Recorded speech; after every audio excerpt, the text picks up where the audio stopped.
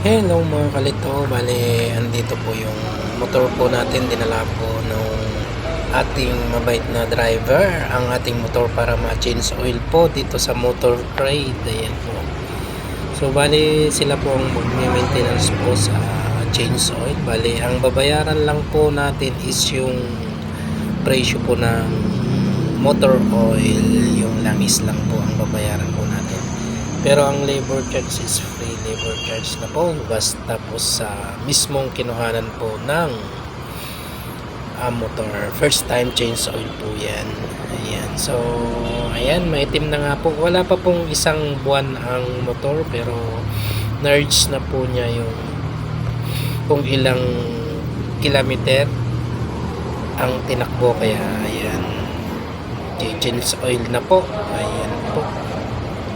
So, ayan, maitim na po langis niya. Ayan.